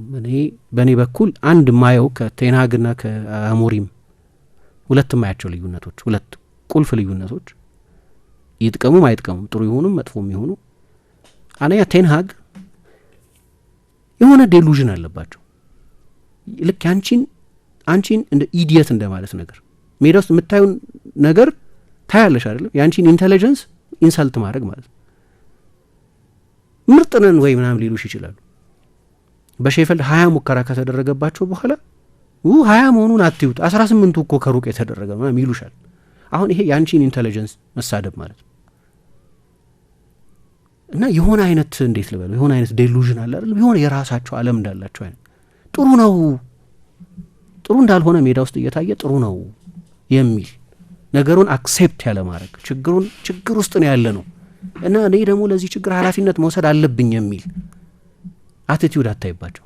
ለምን እንደሆነ አላቅም። እንደዛ አይነት ወይ የደጅ ግትርነት ስለሆነ እንደሆነ ወይ አላቅም። ኃላፊነት መውሰድ አታይባቸው። ልክ ነው ጉዳት ነበር፣ ጉዳትን በተደጋጋሚ ሰበብ ያደርጉ ነበር። ልክ ነው ይናዘር ብዙ ጉዳት ነበረበት ምናምን፣ ግን የተሟሉ ተጫዋቾችን ባሏቸው ጊዜ ቡድኑ ይቸገር ነበር በተመሳሳይ። ከዛ አሞሪም ደግሞ መጣና አሞሪም የዚህ ተቃራኒ ነው። እሱ ደግሞ ሹገር ኮት ማድረግ አይፈልግም። አሁን አንዳንድ ሰው ይበዛል፣ ኔጌቲቭ አስተያየት ሲበዛም ጥሩ አይደለም። በታሪክ መጥፎ ቡድን ነው ይሄ ቡድን ስንል ለተጫዋቾቹ ምን መልእክት ነው የሚያስተላልፈው? በታሪክ መጥፎ የሆነ ቡድን ውስጥ ነው የምትጫወቱት ወይም ይሄ መጥፎ እንዲሆን የሆነ ቡድን ውስጥ የመጥፎነቱ ምክንያቶች ናችሁ ማለት አይደለም ወይ? ይጠቅማል ወይ እንደዛ ማለት? ቢያምን እንኳን እንደዛ በተደጋጋሚ ያህል ኔጌቲቪቲ አለ አይደል? በተለይ እንደመጣ አካባቢ መጀመሪያ የሚናገራቸው ነገሮች ከአንድ ጨዋታ በኋላ ያው ኢሞሽናል ይሆናል አንዳንድ ጊዜ ፕሬስ ኮንፈረንሶች ላይ ምናምን እና ትንሽ ስትራቴጂክ አይሆንም። ግን አሁን ሰዎች እንዲያውም ኦነስቲው በጣም ይበዛና ኢን ሂስትሪ ይሄ በ130 በ140 ምናምን የማንቸስተር ዩናይትድ ታሪክ ውስጥ መጥፎ ቡድን ነው ሲል ለመልበሻ ክፍሉ ውስጥ ላሉ ተጫዋቾች የምታስተላልፊው መልእክት ምንድን ነው? አይጠቅምም። ቢያምን እንኳን እንደዛ ብሎ እንኳን ቢያምን አንዳንዴ ለሚዲያ መናገር በራሱ ጠቃሚ አይደለም የሚሉ ምን ማለት ነው? ይሄ ኦነስቲው እንዲያውም ይሄ በሀቅ መናገሩ ወደ ተለጠጠ በጣም በዛ። ያ የቴንሃግ ሌላ ኤክስትሪም ነው። ቴንሃግ ጥሩ ሳይሆኑ ጥሩ ነን ይላሉ። ልክ ነው። አሞሪም ቡድኑ ጥሩ አይደለም ምን ይበለው ጥሩ አይደለም። እሱም በ50 ዓመት ውስጥም ስታቲስቲካሊ መጥፎ ቡድን ዩናይትድ ለመጨረሻ ጊዜ ሲወርድ የነበረው ቡድንን የሚመስል ነው የሽንፈቱ መጠን። ጥሩ ነው እኮ ሊለው አይችልም። ግን ሀመር ሲያደርገው ነገሩ ላይ በቃ ሂስትሪ መጥፎ ቡድን ነው ሲል ደግሞ አሰልጣኙ ወደ በዛ የሚሉ ሰዎች አሉ። ትችቱ ሰልፍ ራሱንም የሚተችበትን መጠን ማለት ነው። አንዳንዴ ስታየው እኔ በቂ ላልሆን እችላለሁ እንደዚህ። አሁን እሳቸው ምንም ቢሆን አም ደ ራይት ፐርሰን ነበር የሚሉት። እኔ ነኝ ትክክለኛው ሰው ነው የሚሉት አሰልጣኝ ቴንሃግ። አሞሪም ደግሞ ሁሌም የስራውን መጠን ተረድቶታል፣ የኃላፊነቱን ክብደት ተረድቶታል። ግን አንዳንድ ጊዜ ራሱም ላይ ሀርሽ ይሆናል፣ በጣም ኦቨር ክሪቲካል ይሆናል። ተጫዋቾች አሁን አንድ ቀንም ሲንግል አሁን ከትላንት በስቲያ የነበረው ፕሬስ ኮንፈረንስ ላይ ኡጋርቴ አሁን ያኛው ጎል ሲቆጠር አሁን ይሄ እንደዚህ ስኬታማ ትሆናላችሁ ይሏል ጋዜጠኛ። የተጫዋችም አትንገረኝ፣ እንደ ቡድን ነው እየተሸነፍን ያለ ነው። ስለዚህ የሆነ ተጫዋች ሰበብ አድርጌ አላቀርብም። ግን ራሴ እኔ ነኝ ክሪቲካል። ሜዳ ውስጥ የምታዩት ቡድን የኔ ቡድን ነው እና እንዲህ ደግሞ በበዛ መጠንም ኃላፊነት ይወስዳል። ይሄ ኃላፊነት የመውሰድ ኳሊቲ ነው። አንድ የሚለየው እሳቸው ሹገር ኮት ያደርጋሉ፣ እሱ አያደርግም። ፊት ለፊቱን አንዳንዴ አይ በስቷል እንደዚህ በጣም ኦቨር ክሪቲካል መሆንም አይገባም ሰው ስኪል ድረስ ያንን የሚያደርግበት የሆነ ምክንያት አለው። ለዚህ ነው አንድ ሳይመን ጆርዳን የሚባል የድሮ ክሪስታል ፓላስ ባለቤት ከእንግሊዝ ወጣት ሀብታሞች መካከል አንደኛው ቶክ ስፖርት ላይ ብዙ ጊዜ ይቀርባል። አሁን ይላል there is a method in the madness ይላል። በሌላ በማንኛውም ላይ ማድነስ ነው እንደዚህ የወጡ እንደዚህ መናገር፣ ግን የሆነ ሜተድ አለው። የሆነ ነገር ያውቃል፣ ያደርግ የሚፈልገውን ነገር ያውቃል። ሜተድ አለ ብዬ ማሰብ ፈልጋለሁ ይላል። አንዱ ለምሳሌ ለኢኒዮስ መልእክት ማስተላለፍ ሊሆን ይችላል። በቀደም አሁን ምን ሲል ነበር? ክረምት ላይ ብዙ ስራ መስራት አለብን፣ ብዙ ነገሮች መለወጥ አለባቸው ሲል ነበር። ክረምት ላይ ብዙ ነገር መለወጥ አለበት ስትይ ስለ ዝውውር ነው የምታወር። ብዙ ተጫዋች መልቀቅ አለበት፣ ብዙ ተጫዋች መምጣት አለበት ማለት ነው። ስለዚህ የኢንቨስተሮቹ በደንብ ኢንቮልቭድ እንዲሆኑ ለመገፋ በቃ የከፋ ነው የችግሩን መጠን እዩት ብሎ መልእክት ማኪያቬሊያን ሊሆን ይችላል ብዬ አስባለሁ ይላል። ስለዚህ የሆነ ስትራቴጂ አለው ዝም ብሎ ስሜቱን መጥቶ አይደለም የሚነግረን። ያንን ከማድረጉ በፊት ልክ ነው ብስጭቱ አለ። እንዲያውም አንዳንድ ቪዲዮዎች አይተሽ እንደሆነ ቲቪ ከሰበረበት ጨዋታ በኋላ የብራይተን ጨዋታ መሰለኛ ጨዋታ በጣም የተበሳጨው እዚህኛው ጨዋታ ላይ ነው ይላሉ። ምክንያቱም ከሃሪ አማስ በስተቀር ምናልባት አልታይ ባይንዲር ከሲኒየር ተጫዋቾች ናቸው 500 ምናምን ሚሊዮን ፓውንድ ያወጣሉ ሜዳ ውስጥ የወጣባቸው ተጫዋቾች ናቸው። ሜዳ ውስጥ የነበሩ ተጫዋቾች የ60 የ70 የ50 ምናምን ሚሊዮን ፓውንድ ተጫዋቾች አሉ። ቡድኑን አይደለም የተጠቀሙ። ዩሮፓ ሊግ ፋይናል ላይ የሚጠቀምበት ላይሆን ይችላል፣ ግን ብዙ ኢንቨስት የተደረገባቸው ኢንተርናሽናል ተጫዋቾች ናቸው። አሁን ዝም ብለሽ ወጣቶችን አሰልፍ ወይም ቺዶ ኦቢን ወይ ሌሎች ወጣት ተጫዋቾች በገፍ ተጠቅሞ ቢሆን ኖሮ ኦኬ አካዳሚ ተጫዋቾች ነው የተጠቀሙ። ምን ልጠብቅ? እንዲህ ቀጠቅጠዋል እንትኑን። ይሄ ብሪኮሉ አይተሽው እንደሆነ አንዳንድ ፎቶች በጣም ነበር የተበሳጨው። ወደ ፕሬስ ኮንፈረንስ ሲመጣ ከብስጭቱ ጋር እንደመጣ ግልጽ ነው እና ከወራት በኋላ በጣም ኢሞሽናል ሆነ። እኔ እንዲያውም ቻምፒየንስ ሊግ መሳተፋችንም የሚጠቅመን መሆኑን አላቅም አለ። ለክለቡ ከዚህ በፊትም ዲፍረንሽት ያደርገው ነበር። ለክለቡ ይጠቅማል፣ ለእኔ ግን እኔ እንጃ። ምክንያቱም ጊዜ ያሳጠዋል። ተሰርቶ ያለቀ ቡድን ቢሆን ኖሮ የደህና ፕሮግረስ እያደረገ ያለ ቡድን ቢሆን ኖሮ መቼ ሲያሰልጣኝ ሁሉ ህልም ነው ቻምፒየንስ ሊግ እኮ ማሰልጠን። ከዩናይትድ ጋር ሜቢ ሪያል ማድሪድ ይሆናል ወደ ኦልድ ትራፎርድ፣ ወይ ባርሴሎና ይሆናል፣ ወይ ሚኒክ ይሆናል፣ ወይ ኢንተር ይሆናል፣ ወይ ሌላ ትልቅ ቡድን። ቻምፒየንስ ሊግን ልታይ አትችይም። ከቦዶ ግሊምት ወይ ከቪክቶሪያ ፕሌዘን ወይ ከሌሎች ቡድኖች ጋር በዩሮፓ ሊግ ከምትጫወች ከእነዚህ ቡድኖች ጋር መጫወት ተመራጭ ነው ማለት በስፖርታዊ ምክንያትም በፋይናንሱን እንኳ ብንቶ ፋይናንሱ አንገብጋቢ ነው፣ ግን ለክለቡ ማድረግ አለብን ይላል። ለቲሙ ግን እንዲያውም በቀደም አይዶን ነው ቤኔፊሻል መሆኑን ራሱ በቻምፒየንስ ሊግ መጫወታችን አሁን ባለበት ሁኔታ አሰልጣኙ በተቻለ መጠን የልምምድ ጊዜ የሚፈልግበት ጊዜ ነው። አሁን ደግሞ ቻምፒየንስ ሊግ ምንድነው ፎርማቱም ሰፋ አይደለም፣ እስከ ጃንዋሪ ድረስ አያልቅም። ድሮ ዲሴምበር አጋማሽ ያልቃል 6 ጨዋታ ስለ አሁን 8 ጨዋታ ነው የምታደርጊው ራሱን የቻለ የሊግ ፎርማት ስለሆነ እና በየሳምንቱ ማክሰኞና ሮብና ቅዳሜ ጨዋታ ማድረግ አለብሽ ማለት ነው። እና በቁጥሮች ግን ካየ ነው እኔ አሁን እንትኖች አነሳ ናቸው አንዳንዶቹን ለምን እንደዚህ እንደሆነ ከአሰልጣኙ ቁጥጥር ውጭ ያሉ ብዙ ምክንያቶች አሉ። ለምሳሌ አንደኛው የእሱ ቡድን አይደለም፣ የእሱ ተጫዋቾች አይደሉም። ለምሳሌ እንደው አስታውሳለሁ ከወልቭስ ጋር ወልቭስ እዛ ሞሌኒው ላይ 2-0 አሸነፋቸውና አንድ ጋዜጠኛ አንተም 3-4-2-1 ነው የምትጫወተው፣ ቪክቶር ፔሬራም 3-4-2-1 ነው የምትጫወተው፣ እሱ በሳምንት ልዩነት ውስጥ ይኸው ቡድኑ 2 ጨዋታ አሸነፈ፣ አንተም ተመሳሳይ ሲስተም ነው የምትጠቀመው፣ ያንተ ግን አይሰራም፣ ለምንድን ነው አሉ። ወልቭስ በጋሪ ኦኔል ጊዜ ምን አይነት ሲስተም ነበር የሚጠቀመው? እየሰራ አልነበረም በዛኛው አሰልጣኝ ስር፣ ግን 3-4-2-1 ነው ሲስተሙ፣ ያው እኮ ነው። ስለዚህ ተጫዋቾቹ ለዛ ሲስተም ተብለው ነው በድሮ ማሰልጣኝ ጊዜ ቢሆን የፈረሙት። ይሄኛው አዲስ አሰልጣኝ መጣን የራሱን ኢምፐተስ ምናምን ይጨምራል፣ ግን ሮ ማቴሪያሉ ግን ለ3-4-3 ይሄኛ ግን ለዛ አይደለም የመጡት፣ ለሌላ ሲስተም ለሌላ አይነት አጫወት ነው የመጡት። ለምን ትጠይቀኛለህ እንዲህ አይነት ጥያቄ ብሎ ተናደደ። አስታውሳለሁ ነገሩ ሚዛን ይድፋ አይድፋም የእሱ ቲም አይደለም፣ ለዚህም ሲስተም ተብለው የመጡ ተጫዋቾች አይደሉም። የወልቭስ ግን ቢያንስ የኮንቲኒቲ አሰልጣኝ ነው የመጣው። የኦኔል ቡድንም 3-4-3 ወይም 3-4-2-1 ነበር የሚጫወተው። ስለዚህ ዊንግ ባኮች አሉት። ምን አሁን ወልቭስ አሰልጣኝ ሁለቱም አሰልጣኞች ተቀራራቢ ጊዜ ነው የተሾሙት። ወልቭስ ከዩናይትድ የበለጠ 11 ነጥብ አግኝቷል በዚህ ጊዜ ውስጥ ብቻ በእነዚህ 25 ጨዋታዎች። ተቀባይነት የለውም ይሄ ለነገሩ ከወልቭስ በ11 ነጥብ ልታንሻት ሲም በ25 ጨዋታ ግን የሆነው እንደዛ ነው። ምክንያት ግን አለው ማለት ነው። ለምሳሌ የወልቭስን እንደው እንደ አንድ አእምሮ ላይ እንደመጣ ምሳሌ ልጥቀሰው ብዬ ነው። የእሱ ተጫዋቾች አይደሉም ከፓትሪክ ዶርጉ በስተቀር ጥር ላይ ስላመጣው ዶግማቲክ አሰልጣኝ ነው። ቅድም ብየዋል፣ ይታወቃል። ይሄ መንገድ ነው የኔ መንገድ ብሎ የሚያምን አሰልጣኝ ነው። ስኬታማ የሆነውም በዚህ መንገድ ነው። ራሱ እንደተናገረው ደግሞ በሚገባ አፍታትቼ የማውቀው ሲስተም ይሄኛው ሲስተም ነው ብሎ ተናግሯል።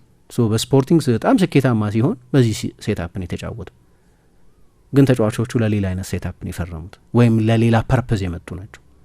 አንዳንዶቹ ሪፐርፐዝ ለማድረግ ሞክሯል፣ ግን ዞሮ ዞሮ የሱ ቡድን አይደለም። ይህ አንድ ፈተና ነው። ቅድም እንዳልኩት ደግሞ ጊዜም አላገኘም፣ ቡድኑ ላይ መስራት የሚችልበት ጊዜ አላገኘም። ለዛ ነው በውድድር ዘመኑ መጨረሻ በመጣ መርጣለሁ ያለው የራሱን ዝውውሮች እና የራሱን ጊዜ ማግኘት ፈልገው ስለነበር። ዩሮፓ ሊግ ደግሞ ያው የሐሙስና የእሁድ መርሃ ግብር እንዲኖርሽ ያደርጋል። ስለዚህ ምንድነው ከጨዋታ በኋላ ሁሌም ልምምድ አይደለም። ሐሙስ ከተጫወተ በኋላ ማንቸስተር ዩናይትድ ምን ያደርጋል? እሁድ ጨዋታ ይጠብቀዋል አይደል? አርብ ለተጫወቱት ተጫዋቾች ዴይ ኦፍ ነው ወይ ዝም ብሎ የስትሬችንግ ልምምድ ነው።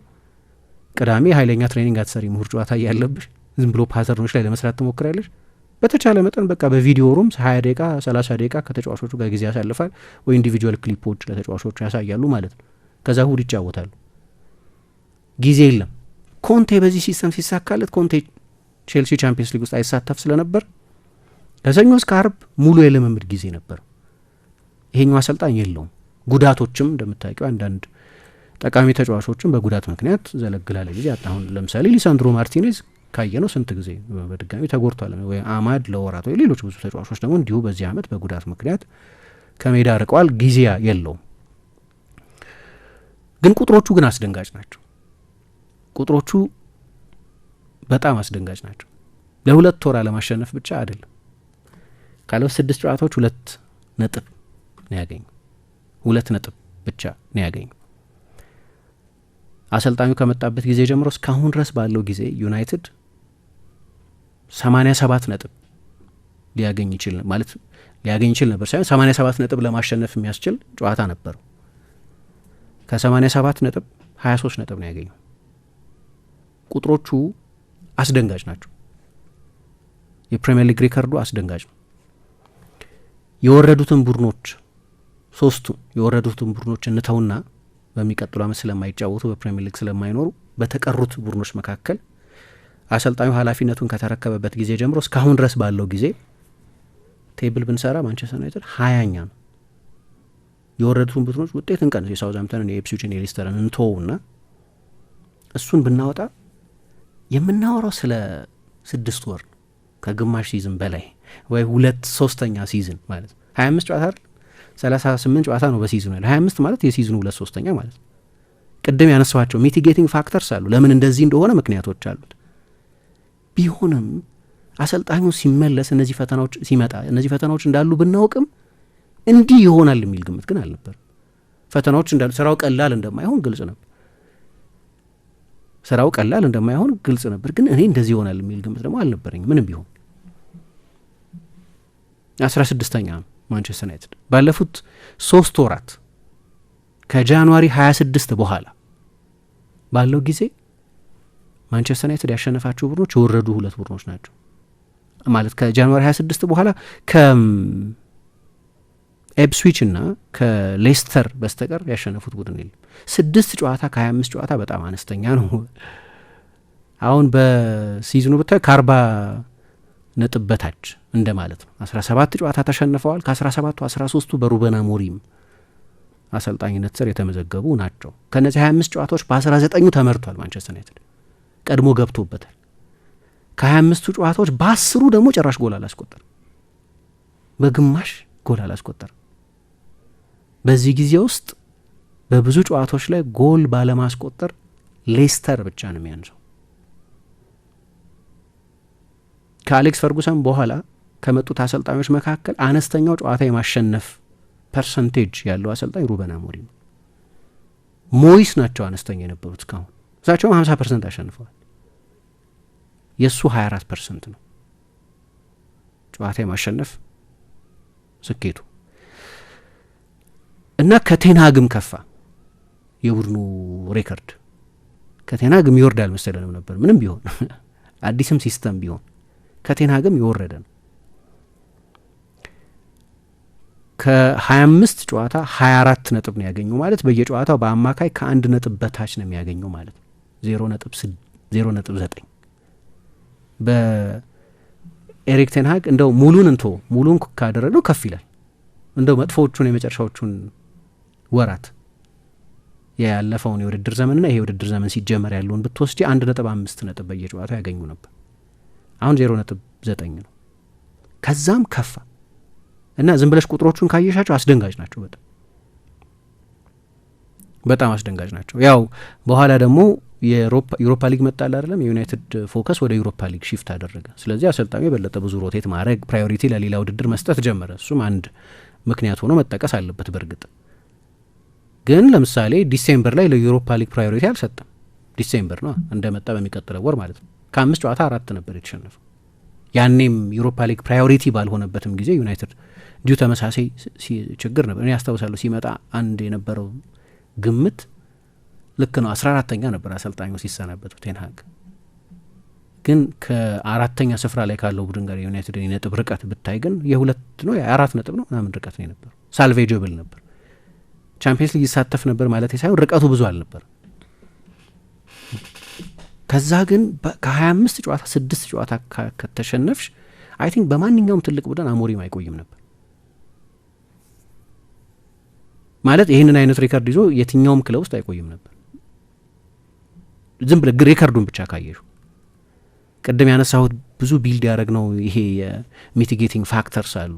ከሱ በፊት የነበሩ ችግሮች፣ እሱ የተሾመበት ጊዜ፣ ኢኒዮስ ያሳለፋቸው ውሳኔዎች ምን ያል ናቸው። ቅድም የጠቀስናቸው ምሳሌዎች ነጥቦች ለዚህ ነው አስፈላጊ የሚሆኑት። ግን ዝም ብለሽ ግርድፍ ውጤቱን ካየሽ ባየር ሚኒክ ሴፕቴምበር ላይ አንቸሎቲን ያባረረ ቡድን፣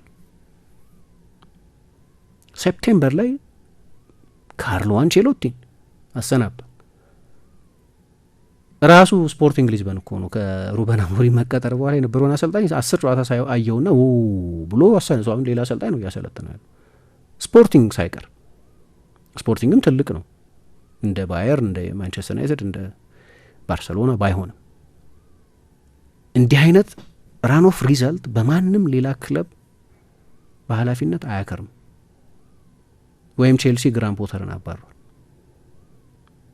ግራን ፖተርን የ5 ዓመት ውል 25 ሚሊዮን የውል ማፍረሻ ምናምን ከፍሎ ነው የወሰዳቸው ከብራይተን ኤንድ ሆቭ አልቢዮን። ሊያውም ቻምፒየንስ ሊግ ይጫወቱ ነበር። ቻምፒየንስ ሊግ ኳርተር ፋይናል ድረስ ሄደው ነበር። ግን ሰስቴን አይደረግም። ስለዚህ ትክክል ነው የቼልሲ ማለት አይደለም፣ ግን በቃ ሰስቴን አይደረግም አንዳንዱ ነገር። 12ኛ ሆኖ ጨረሰ። ግን 3 ነው 4 የተለያዩ አሰልጣኞች ናቸው በዛ ዓመት ያሰለጠኑት። ፖቼቲኖ ማምና 6ኛ ሆኖ ጨርሶ ተሰናብቷል። ግን የዩናይትድ ሰዎች ያውቁታል ለምን እዚህ እንዳሉ። የእነሱንም ምክንያቶች ያውቋቸዋል። አሰልጣኙ በስኬት ስራውን እንዳይሰራ ሚቲጌቲንግ ፋክተርስ የሆኑትን ነገሮችም ያውቋቸዋል። ስለዚህ ጊዜ መስጠት አለብሽ። የእሱ ቲም አይደለም። ግን ቁጥሮቹን ብቻ ካየሽ እንዲሁም አንድ ስታቲስቲካዊ ንጽጽር እያየው ሌሎች የ3-4-3 ቡድኖች አሉ መቼስ ፕሪሚየር ሊግ ውስጥ ወልቭስና ለምሳሌ ክሪስታል ፓላስ። አሞሪም ከተሾመ በኋላ ቅድም ወልቭስ እንዳልኩት 11 ነጥብ ከማንቸስተር ዩናይትድ የበለጠ አግኝቷል። ላለመውረድ ሲዝኑን በሙሉ ያሳለፈ ቡድን ነው።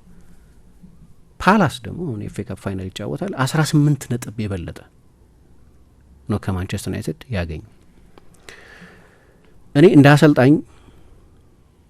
አሰልጣኝ ታዩ የማንቸስተር ዩናይትድን ኃላፊነት ምናምን ታዩ። አሁን የሚቀጥለው ሳምንት የዩሮፓ ሊግ የፍጻሜ ጨዋታ የሚያደርጉት ሁለቱም አሰልጣኞች ተመሳሳይ ወቀሳ የሚቀርብባቸው ናቸው በፍልስፍናቸው ላይ።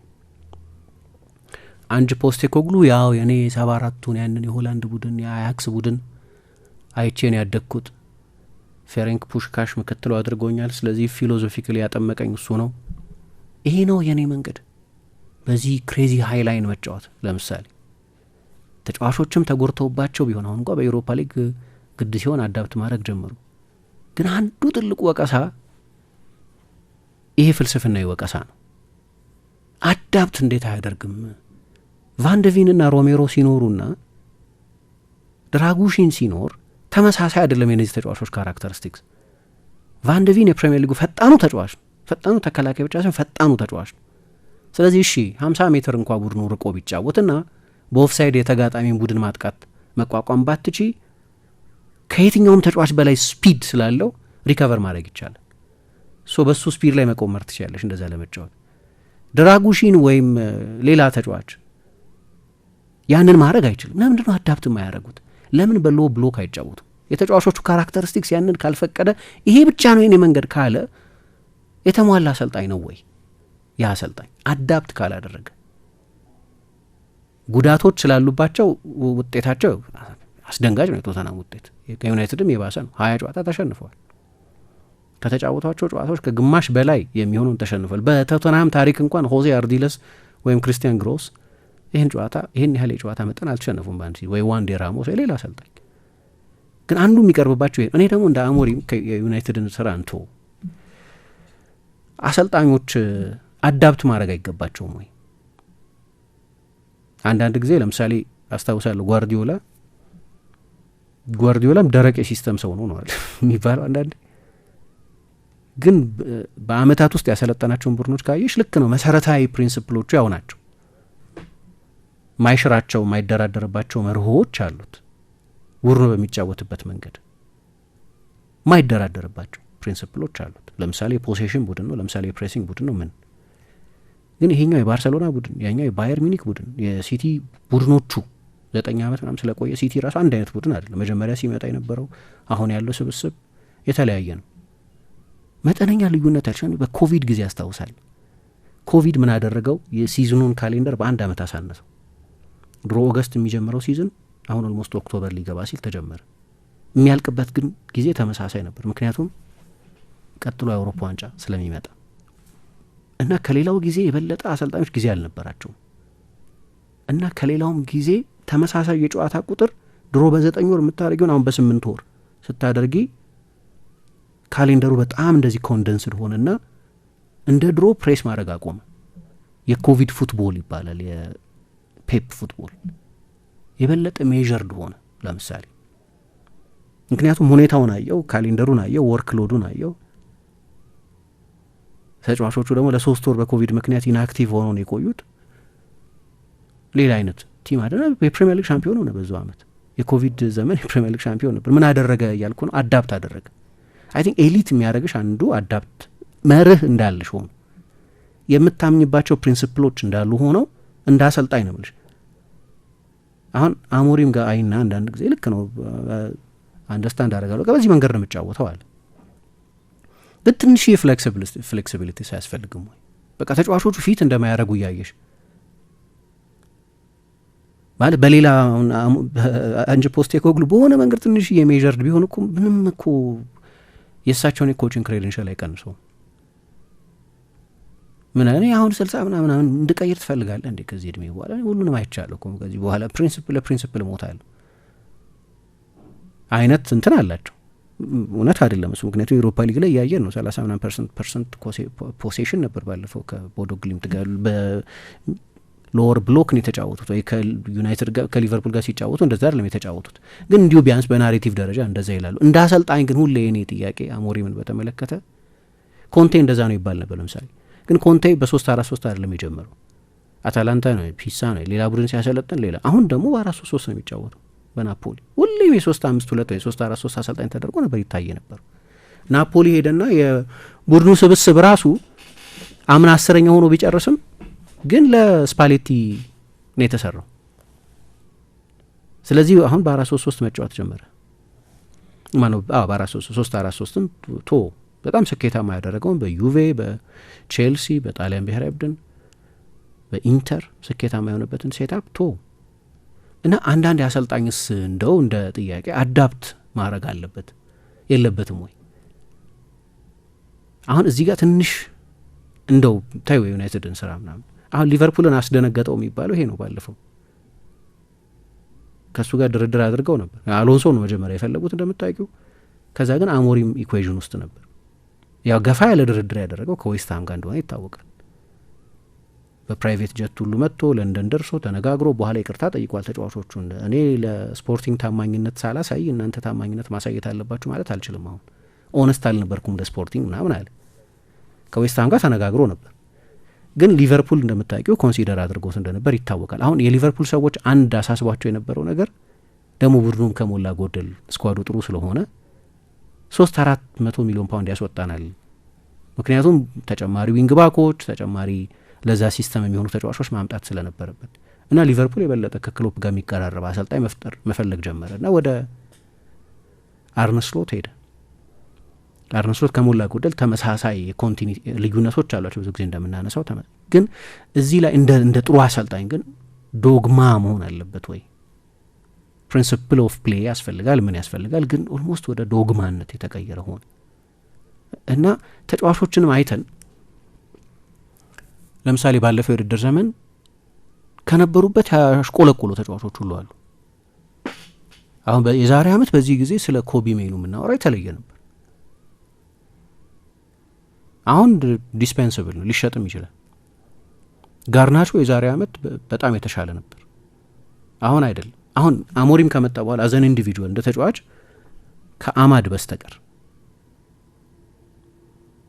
በቴንሃግ ስር የነበረ ከአማድ በስተቀር በእርግጠኝነት ተሻሽሏል ምንለው ተጫዋች አለ? ብሩኖ ከሆነ ያው ብሩኖ ነው በማንም አሰልጣኝ ስር ቢሆን። አምናም ኤክሰፕሽናል ነበር፣ በሶልሻም ስር ኤክሰፕሽናል ነበር። በማንም አሰልጣኝ ስር ሁሌም ጥሩ ነው። የእሱ ስታንዳርዱን ነው ይዞ የቀጠለው።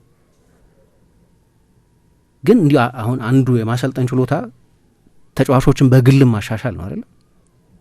አሉ ወይ በግልስ የተሻሻል? አሁን አንዳንዴ ምን ይሆናል መሰለሽ፣ ለምሳሌ ፔፕ አስታውሳለሁ 100 ነጥብ ሰበሰበና 98 ነጥብ 98 ማነው 2017-18 ሲዝን ላይ ከዚህ በኋላ እንዴት ሌላ ምን ልታረገው ትችላለህ? ይሄን ቲም 100 ነጥብ ይዘን አንጨርስም ማለት ግን ኢንዲቪጁዋል የሆኑ ልጆች እናሻሽላለን፣ ሌላ ፓተርን እናሳያለን፣ ሌላ የጨዋታ መንገድ እናሳያለን እንጂ ከ100 ነጥብ በላይ ታሪካዊ ነው ይሄ ይዞ መጨረስ ያስቸግራል አለ። አሁን መሻሻል የግድ በውጤት ብቻ አይደለም፣ በምታየው ፕሮሚስ ነው። አሁን አንዳንዶቹ ብዛም ይነስም አምና የሆነ ምልክት እያሳዩ የነበሩ አውሮፓ ዋንጫውም ላይ በኋላ በተለይ ፕሮፋይሉን ሁሉ በጣም ከፍ አደረገ። አንዱ ያው ለሲስተሙ ስላልሆነ ነው ልንል ነው አየሽ። ምክንያቱም ዲፕ መጫወት አይችልም። ምክንያቱም አሰልጣኙ እንደሚለው የአትሌቲሲዝም የለው። ምናልባት ኡጋርቴ ላይ የሚያው አትሌቲክ ኳሊቲ ሜኑ ላይ የለም። ግን ተጫዋቾች ደግሞ በግል እንደው እንደ አሰልጣኝ ረጅም ጊዜ 6 ወር ምናምን ካሳለፍሽ የሆኑ ነገሮች መሻሻል አለባቸው እና እኔ እንደ አሰልጣኝ እሱን በተመለከተ ከዩናይትድ እምነት ጥዬ ሳየው በእርግጥ በሌሎቹ ክለቦች ቶሎ ነበር ይሰራለት። የብራጋ ፕሬሸር፣ የስፖርቲንግ ሊዝበን ፕሬሸር እና የፖርቱጋል ሊግ አቅም ያው አይደለም እና በትክክል አምጥቶ ማወዳደርም ትክክል አይሆንም። ግን በስፖርቲንግ ሊዝበን ወዲያው ነበር ውጤት ማምጣት የጀመረው። በብራጋ የመጀመሪያዎቹን 9 ጨዋታዎች ነው ያሸነፈው። በዚህ ትራክ ሪከርዱ ምክንያት በዩናይትድ እንዲሁም ፕሪሚየር ሊጉ አስቸጋሪ ስለሆነ ምን ስለሆነ ዩናይትድም ኃይለኛ የቆየ ችግር ስለነበረበት በአንድ ጊዜ መጥቶ እንደዚህ እንደ ስፖርቲንግ እንደማያደርግ እናውቅ ነበር። ከ25 ጨዋታ 6 ጨዋታ ማሸነፍ በጣም ትንሽ ነው ማለት የወራጅ ቡድን እንትን ነው። ስለዚህ ሲስተሙን ኢግኖር ላደርገው አልችልም። ዩናይትድ አብዛኛው የኔ ትኩረት የቆዩ የተንሸራተቱ ችግሮች ከኢኒዮስ መምጣትም በኋላ ብዙ ያልተሻሻሉ አሰራሮች ምናምን አሉ። ደግሞ የቆየ ከሰር አሌክስና ከዴቪድ ጊል መልቀቅ በኋላ የነበሩ ረጅም ጊዜ የከረሙ ችግሮች አሉ። የካልቸር ችግር ለምሳሌ በቀደም ስለ ካልቸር ሲያወራ ነበር። እኔ አሁን ለምሳሌ የዩናይትድ መሸነፍ ኖርማል የሆነው በ10 ዓመት ውስጥ በነበረ ውጤት ምክንያት ነው። ኖርማል ስል አይናደድም ደጋፊው ማለት አይደለም። ግን የሆነ በአንዳንድ ክለቦች ውስጥ የምታየው የዓለም ፍጻሜነት አይነት ስሜት ግን የለም። መጥላት አምርሮ መጥላት አይነት አለ አይደለም። አሰልጣኙ ይሄን ነው እኮ ያጣሁት። ማንቸስተር ዩናይትድን እኮ ጃይንት ክለብ የሚያደርገው ይሄ ሽንፈትን የመጥላት ነገር ነው። ይሄ የቆየን የካልቸር ችግር ነው የሚባለው እንዲህ አይነቱ ችግር ነው። ከዛ ደግሞ ምን አለ መሰለሽ አንድ በጣም ብዙ የድሮ ተጫዋቾች የሚተቹት ነገር እሱን ሳይሆን የተጫዋቾቹ ሜንታሊቲ ማለት ነው። ለምሳሌ ምን አለ ዩሮፓ ሊግ ላይ ግን የአርጀንሲ ያለን አለ። ዩሮፓ ሊግንም ጥሩ አንጫወትም አለ። ዩሮፓ ሊግንም ስንጫወት ጥሩ አንጫወትም፣ ግን አርጀንሲ ያለን ለምሳሌ ለመከላከል በጣም እንጣደፋለን። በቃ በደንብ በስሜት ነው የምንጫወተው አለ። ፕሪሚየር ሊግ ላይ ግን ምናልባት በቃ ብዙ ደረጃችንን አናሻሽልም ምንም ብናደርግ የሚል ስሜት ስላለ ሊሆን ይችላል አለና አስተያየት ሰጠ። አሁን ይህንን ምን ይሉታል እንግሊዞቹ? ፒክ ኤንድ ቹዝ ይሉታል። እየመረጥሽ ነው ጥሩ የምትጫወቹ ማለት ነው። ሞቲቬትድ የምትሆኙ ጨዋታ እየመረጥሽ ነው። ለማንቸስተር ዩናይትድ የትኛውም ጨዋታ ትልቅ እኮ ነው። ለማንቸስተር ዩናይትድ ጨዋታ የሚያደርግ ተጫዋች ሁሉ የኃላፊነት የመለያውን ክብደት ማወቅ አለበት። በዛ ባጅ የተሰራውን ታሪክ መጠን ማወቅ አለበት እንጂ ሞመንት መምረጥ የለበትም። እና አሰልጣኙም እኔ በጭራሽ በኤሮፓ ሊግ ጀጅ አላደረገውም። አሰልጣኙ ቢያሸንፍም ባያሸንፍም ለእኔ ነው በእኔ አመለካከት ልዩነት አይመጣም፣ በጭራሽ ልዩነት አይመጣም። ምክንያቱም እኔ አሁን ማንቸስተር ዩናይትድ እስከ ዩሮፓ ሊግ ፍጻሜ ሲደርስ የገጠማቸው ቡድኖች ቢልባኦ ጥሩ ቡድን ነው። ኦኬ ሊዮን 7ኛ ነው በፈረንሳይ፣ ሶሲዳድ 10 ምናምነኛ ነው በስፔን። ሌሎቹንም ቡድኖች አምና ቴንሃግ ኤፍ ኤ ካፕ ሲያሸንፉ ዩናይትድ አሁን በዩሮፓ ሊግ ፋይናል ሲደርስ ከነበሩ ቡድኖች የበለጠ ጠንካራ ቡድኖች ገጥመዋል። ለምሳሌ ሊቨርፑልና ሲቲን ገጥመዋል። አምና የኤፍ ኤ ካፕ ሻምፒዮን ሲሆን የገጠማቸው ቡድኖች ዩናይትድ በዚህ ዓመት በዩሮፓ ሊግ ከገጠማቸው ቡድኖች በስንት ማይል እጥፍ እንደሆነ አላቅም ይበልጣሉ። የበለጠ ማለት ፍሊትውድን ምን ገጥመዋል፣ ኦኬ ግን ሲቲንም ሊቨርፑልንም ገጥመዋል። አሁን በዚህ ዓመት ዩሮፓ ሊግ ፋይናል ሲደርሱ ከገጠም ምክንያቱም ምን ልልሽ ነው ሲቲን ማሸነፍ ይቻላል በሆነ ያለፈውን ያሁኑን ሲቲን ማለት አይደለም ያለፈውን ዓመት ሲቲንም ታሸንፊያለሽ በሆነ እንትን በቃ አንድ ጌም ነው ያንቺን የህይወትሽን ምርጡን ፐርፎርማንስ ታሳያለሽ። በቃ አለቀ። አንድ ጌም ነው፣ ሲዝን አይደለም የምናወራው። በሲዝን ግን ሲቲን አይበልጥም። 1ኛና 8ኛ ነው የጨረሱት። የበለጠ ፌር ሪፍሌክሽን ደግሞ ሲዝኑ ነው የምናወራው ስለ 38 የሊግ ጨዋታ ስለሆነ አንድ ጌም ግን አንድ ጌም ነው። አንድ ጌም ነው። ከሊቨርፑል የበለጠ የተሻለ ሲዝን አላሳለፉ ግን ነው አማድ 93 120 ምናምነኛው ደቂቃ ላይ ጎል ያስቆጥራል፣ ታሸንፊያለሽ። ግን በሲዝኑ በሙሉ ከሊቨርፑል ጋር የሚፎካከር አልነበርም። ሊቨርፑል 81 ነው ምናምን ነጥብ ይዞን የጨረሰው አምና። ለምሳሌ አንድ ጌም ነው። ኖክአውት ነው።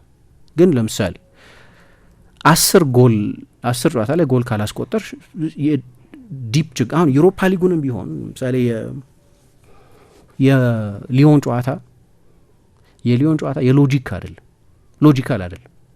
በ5 ደቂቃ 3 ጎል ማስቆጠር ሎጂካል አይደለም። በቃ ዩኒክ ታሪክ ነው እሱ እንጂ በራሽናሊቲ አታብራሪው። በኦልትራፎርድ ፋክተር ይሁን በ3 የካሰሚሮ ኢንተርቬንሽን ይሁን በሃሪ መጓየር የመጨረሻ ደቂቃ ጎል ይሁን ሌላ ዩኒክ ታሪክ ነው እሱ። ግን ከዛ በፊት ምንድን ነበር ማንቸስተር 4-2 የተመራ ነበር እኮ በ10 ተጫዋች የተጫወተ የነበረው። ዳትስ ፌር ሪፍሌክሽን። ከ2-0 4-2 ሆኖ ነበር ጨዋታው። ቢልባኦን አሸንፈዋል።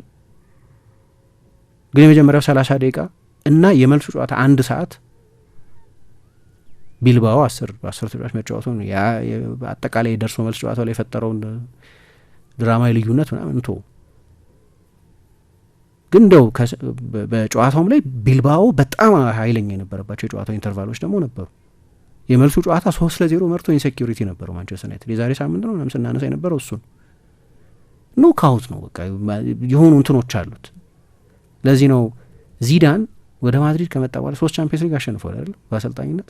ያንተ ቤስቱ ታይትል የትኛው ነው ሲሉት የ2019 20ውን ላሊጋ ነው የሚለው። ምክንያቱም ሲዝኖች ላይ አንንጠለጠልም፣ ማን ነው ሞመንቶች ላይ አንጠለጠልም። በሲዝኑ በሙሉ የምናሳየው ኮንሲስተንሲ ነው። ያንን ደግሞ ይፈልገው ነበር እሱ።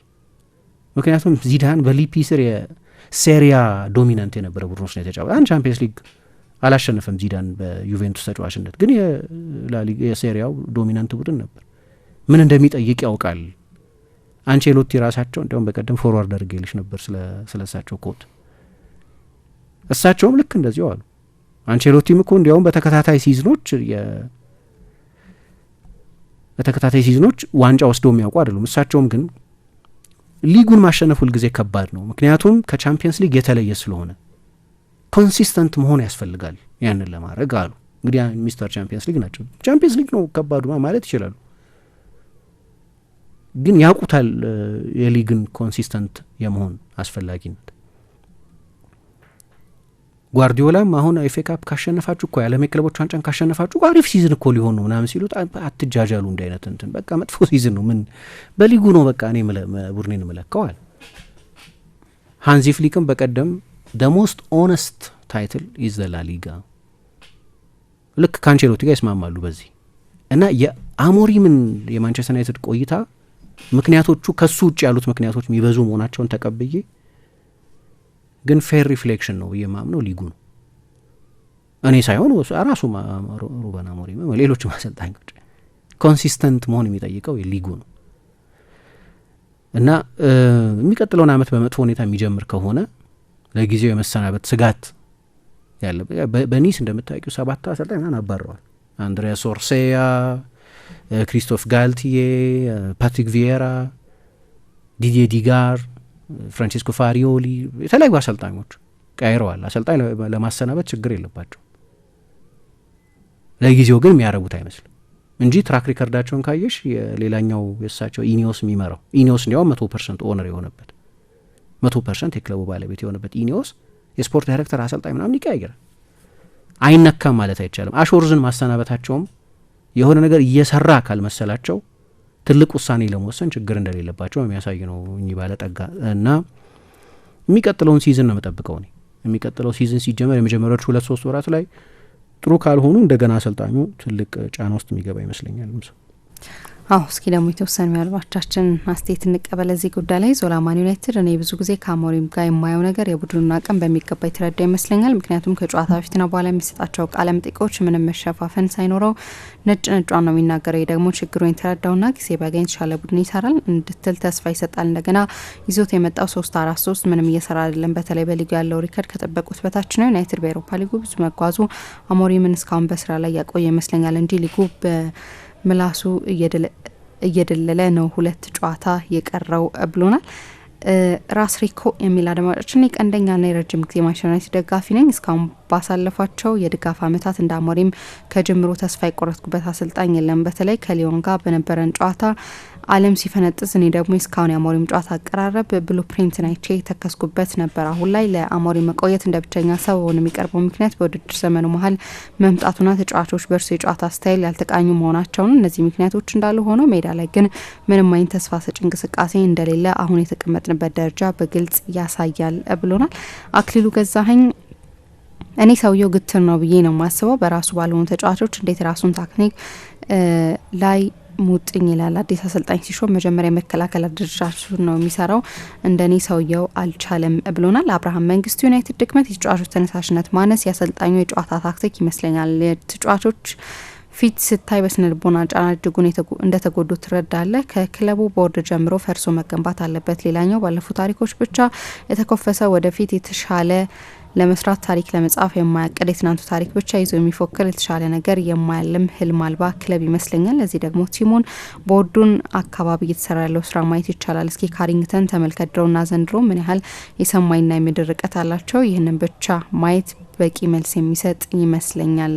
አሞሪም ከመጣ ደግሞ ብሶበት ነው ቁጭ ያለ የመሰለ መልከኛ ሰው ኦናናን መስሎ ቁጭ ሳይል በፊት ይህን የተዘበራረቀ ክለብ ለቀው ቤድ የተሻለ ይመስለኛል ብሎናል።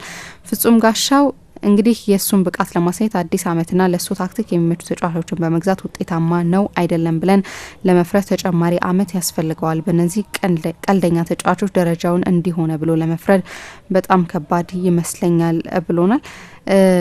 የመጨረሻ አስተያየት እንቀበል። ታደሰ ካሳ በጣም ነው የተዳከሙት። ቴናክ በሰበሰቡት ነጥብ እንጂ እሳቸው ሙሉ የውድድር ዘመኑን ቢይዙት ነበር ወራጅ ቀጠና የምናገኘው። ቀጣይ አመት ግን ምርጥ ስኬት ይኖራቸዋል ብዬ አስባለሁ ብሎናል።